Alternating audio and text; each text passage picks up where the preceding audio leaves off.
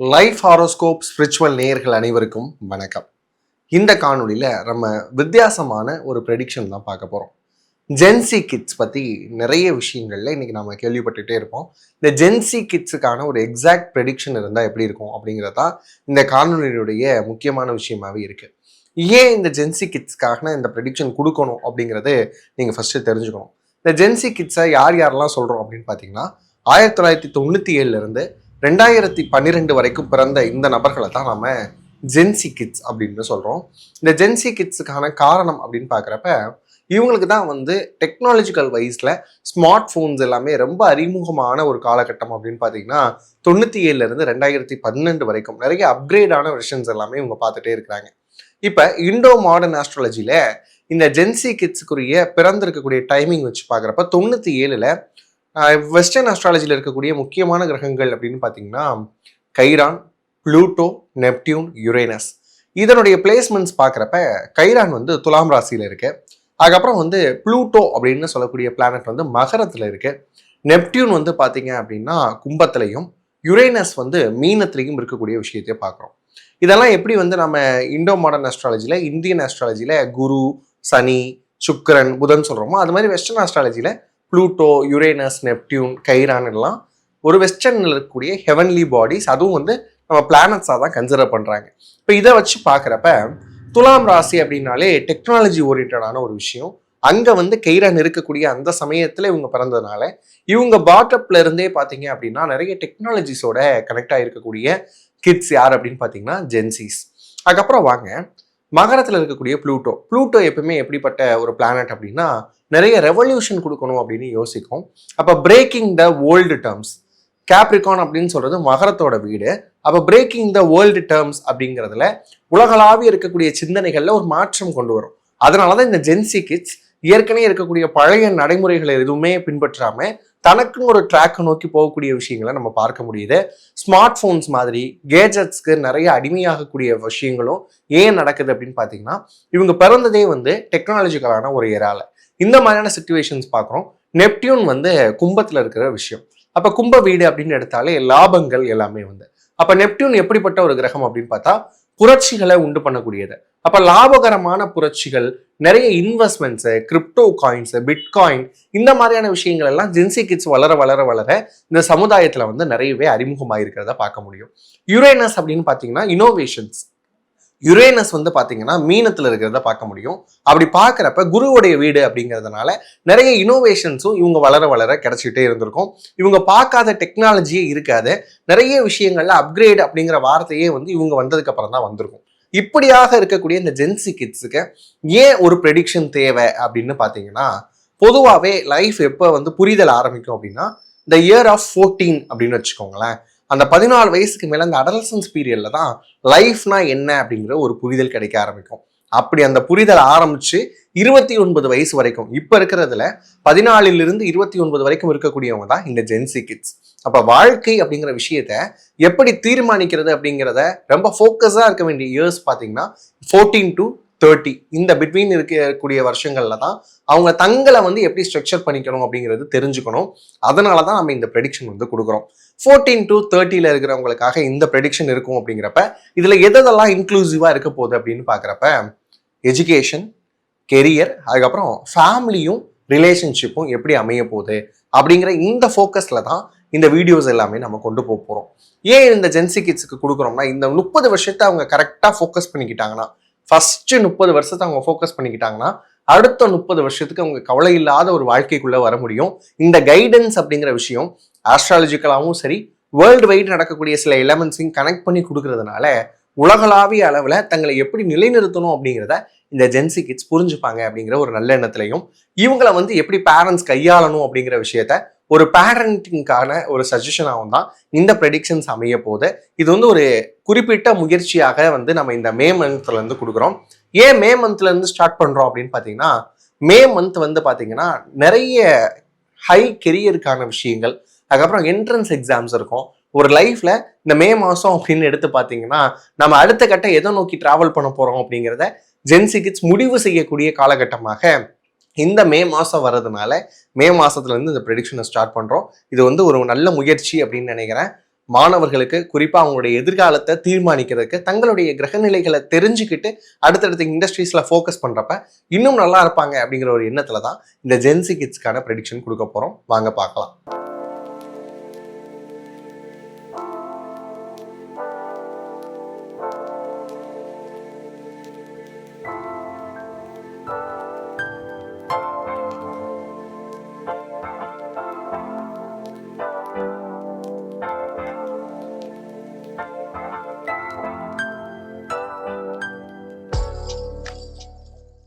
ரிஷப ராசி ஜென்சி கிட்ஸ்க்கு பார்த்தீங்க அப்படின்னா இது ஒரு பொன்னான காலகட்டம் அப்படின்னு சொல்லலாம். ஏன் அப்படின்னு பார்க்குறப்ப உங்களுடைய ராசிக்குள்ள புதனுடைய என்ட்ரி அப்படிங்கிறது இந்த மந்த் இருக்கு, மே மந்த் அப்படிங்கிறப்ப. புதன் யாரு? அவர் கொஞ்சம் கால்குலேட்டிவ் இந்த மாதிரியான விஷயங்களுக்கெல்லாம் அதிபதி யார் அப்படின்னு பார்த்தீங்கன்னா புதன் தான். மெர்க்யூரியை எப்பவே நம்ம எப்படி சொல்லுவோம் அப்படின்னு கேட்டிங்கன்னா அறிவன் அப்படின்னு உனக்கு ஒரு தமிழ் சொல் இருக்கு. அறிவன் அப்படின்னா அறிவாளி அப்படிங்கிறது அர்த்தம். இந்த அறிவனா இருக்கக்கூடிய புதன் உங்களுடைய ராசிக்குள்ள வரக்கூடிய இந்த காலகட்டம் உங்களை எந்த மாதிரியான ஃபீல்டை நோக்கி இழுக்கும் தெரியுமா?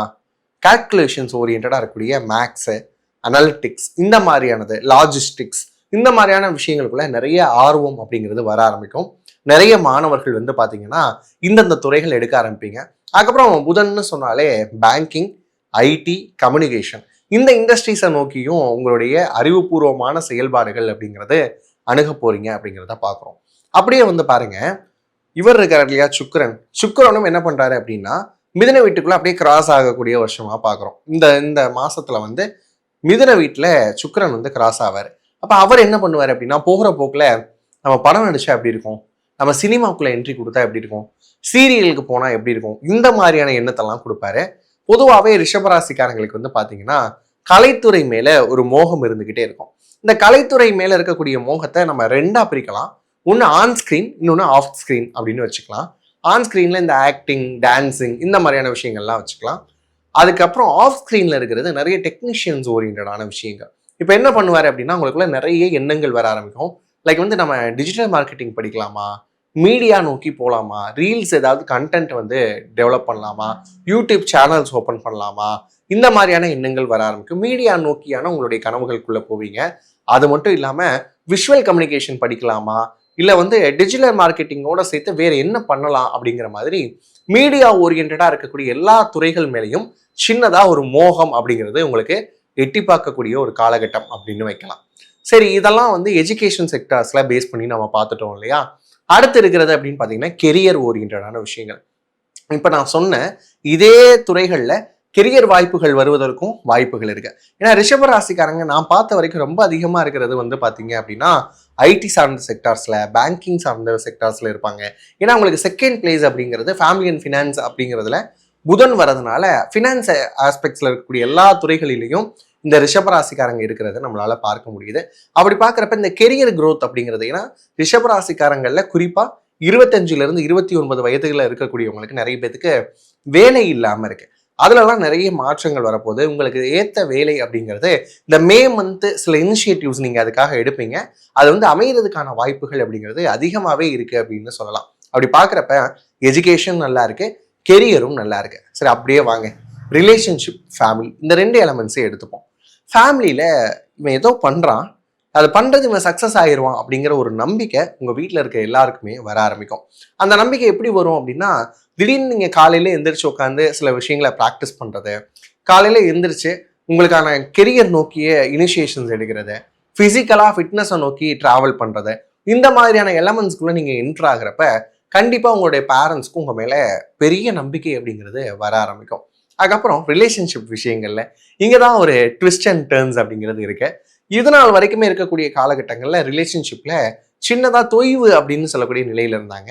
அதாவது நிறைய ஆசோலேஷன்ஸ் இருந்தது ரிஷபராசிக்காரங்களுக்கு. இவங்க தான் நம்மளுடைய பேரா அப்படிங்கிறதுல கண்டுபிடிக்கிறதுக்கு நிறைய தொய்வுகள் இருந்தது. இந்த காலகட்டம் எப்படி இருக்கும்னா நீங்கள் எப்பயுமே கொஞ்சம் அழகியல் சார்ந்த விஷயங்களுக்கு இம்பார்ட்டன்ஸ் கொடுப்பீங்க. லைக் ஏஸ்தெட்டிக் சென்ஸ் உங்களுக்கு ஜாஸ்தியாக இருக்கும். ஒரு விஷயத்த ரொம்ப அழகா கியூட்டா போக்கி மாதிரி செய்யணும் அப்படிங்கிறதெல்லாம் நிறைய விஷயங்கள் எதிர்பார்ப்பீங்க. அது மாதிரியாகவே வந்து இந்த காலகட்டம் அமையும் அப்படின்னு சொல்லலாம். உங்களுடைய லைஃப் பார்ட்னராக வரக்கூடியவங்க யார் அப்படிங்கிறத தீர்மானிக்கக்கூடிய காலகட்டம் இது. யாருக்கு சொல்கிறேன் அப்படின்னு பார்த்தீங்கன்னா 25 to 29 உட்பட்டு இருக்கக்கூடியவங்களுக்கு மட்டும்தான். இந்த பிலோ 25ல இருக்கிறவங்க இந்த ப்ரெடிக்ஷனை ஸ்கிப் பண்ணிடுறது நல்லது. ஏன் அப்படின்னு பார்க்குறப்ப பிலோ 25ல உங்களுக்கு நிறைய ஆசோலேஷன்ஸ் இருக்கு. உங்களுடைய பார்ட்னர் அந்த க்ரஷ்ஷு, அஃபெக்ஷன், அதுக்கப்புறம் வந்து பார்த்தீங்கன்னா இன்ஃபாக்சுவேஷன், இந்த வேர்ட்ஸ்லாம் வச்சுக்கோங்க. இனி அடுத்து வரவங்களுக்கு தான் ரிலேஷன்ஷிப் அப்படிங்கிற டேர்ம்ஸ்க்கான விஷயங்கள்.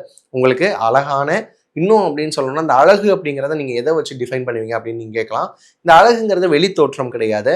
மனதளவில் உங்களை அவங்க ஏற்றுக்கக்கூடிய ஒரு மனப்பக்குவம் கொண்டிருக்கக்கூடிய ஒரு பெண் வந்து கிடைப்பாங்க. பெண்ணாக இருந்தாங்கன்னா ஆண் கிடைக்கிறதுக்கான வாய்ப்புகள் ரொம்பவுமே ஜாஸ்தியாக இருக்கு. இந்த ஏஸ்தெட்டிக் சென்ஸோட நீங்கள் இருந்தீங்க, உங்களுக்குள்ள இருக்கக்கூடிய அந்த இன்னர் சைல்ட்னஸ் இருக்குல்ல, அது எப்பயுமே ரிஷபத்துக்கு இருக்கும். அதை நீங்கள் அப்படியே கேரி ஃபார்வர்ட் பண்ணிங்கன்னா ரொம்ப அழகாக இருக்குது. ரிலேஷன்ஷிப் சார்ந்த விஷயங்கள் எந்த ஒரு பிரச்சனையும் வராது. ஆனால் இந்த கெரியர் சார்ந்த விஷயங்கள் நான் சொன்ன மாதிரி எல்லாமே ஃபேவராக இருந்தாலும், ஏற்கனவே 10th பிளேஸில் இருக்கக்கூடிய ராகுவை வந்து நம்ம என்ன பண்ணிக்கணும் அப்படின்னு பார்த்தீங்கன்னா, ராகு மட்டும் கும்ப வீட்டில் இருக்கிறாரு. அந்த கும்ப வீட்டில் இருக்கக்கூடிய ராகுவால் வரக்கூடிய இல்யூஷன்ஸை மட்டும் ஸ்கிப் பண்ணிக்கிட்டீங்க அப்படின்னா கெரியரும் நல்லா இருக்கு. ஓவராலாக பார்க்குறப்ப ரிஷபராசிக்கு ஜாப், கெரியர், ரிலேஷன்ஷிப், ஃபேமிலி எல்லாமே நல்லா இருக்கு. இந்த மாதத்தை இன்னும் நல்லா கொண்டு போகணும் அப்படின்னு சொன்னால் ரிஷபராசிக்காரங்க கொஞ்சமாக கார்டனிங் மாதிரியான விஷயங்களில் ஈடுபடுங்க. இன்னும் சூப்பராக இருக்க போகுது. இதே மாதிரி நிறைய இன்ட்ரெஸ்டிங்கான ஃபேக்ட்ஸோட மாதம் வந்து பார்த்தீங்க அப்படின்னா ஜென்சிக்கான ப்ரெடிக்ஷன்ஸ் கொடுக்கலாம் அப்படிங்கிற எண்ணத்தில் இருக்கும். உங்களுடைய சப்போர்ட் அதுக்கு கண்டிப்பாக தேவை. எப்படி நம்ம மற்ற வீடியோஸ்க்கு சப்போர்ட் பண்ணுவீங்களோ அதே மாதிரி இந்த வீடியோஸையும் பாருங்கள், ஃபுல்லாக பாருங்கள். உங்களுடைய ஃப்ரெண்ட்ஸ் அண்ட் ஃபேமிலிக்கு இதை வந்து ஷேர் பண்ணுங்கள். நம்ம லைஃப் ஹாரோஸ்கோப் ஸ்பிரிச்சுவல் சேனலை வந்து சப்ஸ்கிரைப் பண்ணி வச்சுக்கோங்க.